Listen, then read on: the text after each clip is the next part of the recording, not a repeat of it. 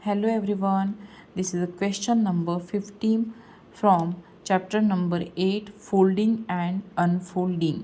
तो सबसे पहले हमें एक स्क्वायर ले लेना है क्योंकि यहाँ पे फर्स्ट क्वेश्चन फिगर में हमें स्क्वायर दिखाई दे रहा है, तो ये ले लिया हमने स्क्वायर।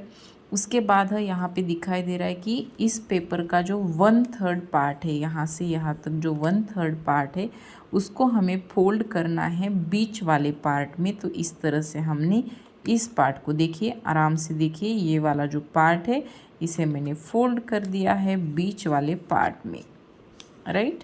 सो ये फर्स्ट फोल्ड हमारा कंप्लीट हो गया। Now look at the second fold.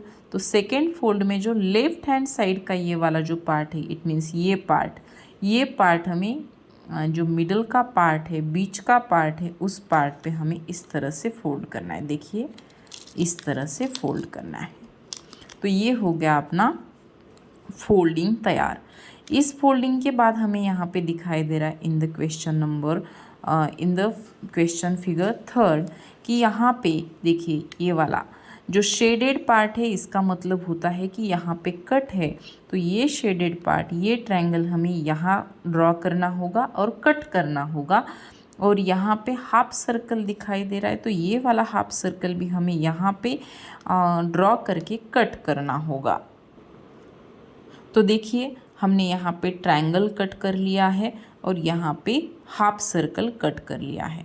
अभी हम करेंगे इसे अनफोल्ड, और अनफोल्ड करते टाइम आपको इस पेपर को रोटेट नहीं करना है।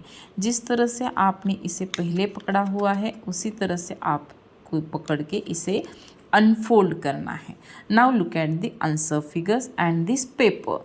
इस पेपर में जिस तरह का पैटर्न आपको कटिंग का दिखाई दे रहा है, वही पैटर्न आपको यहाँ आंसर फिगर में फाइंड आउट करना है कि सेम पैटर्न आपको कहाँ मिल रहा है। तो देखिए यहाँ पे कितने कट्स है, ये वाला एक कट है, ये दूसरा कट है, ये वाला तीसरा और ये वाला चौथा। ये चारों कट्स एग्जैक्टली जिस आंसर फिगर में आपको मिलेंगे वो आपका आंसर होना चाहिए। लेकिन फिर भी मैं एक बात आपको बताना चाहती हूँ, इसका तो आंसर ऑप्शन नंबर सी आ रहा है। देखिए आप ऑब्जर्व करिए।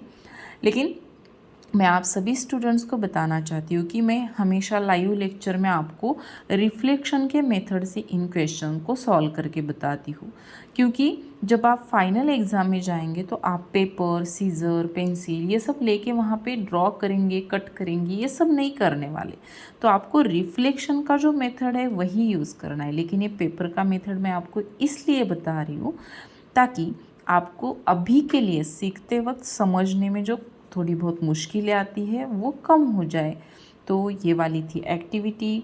इस तरह से आप भी एक एक क्वेश्चन को इसी तरह से कट करके देखिए कि किस तरह से पेपर आपको उसको अनफोल्ड करेंगे जब आप, तो पेपर किस तरह से दिखाई देता है। Okay, bye bye for now.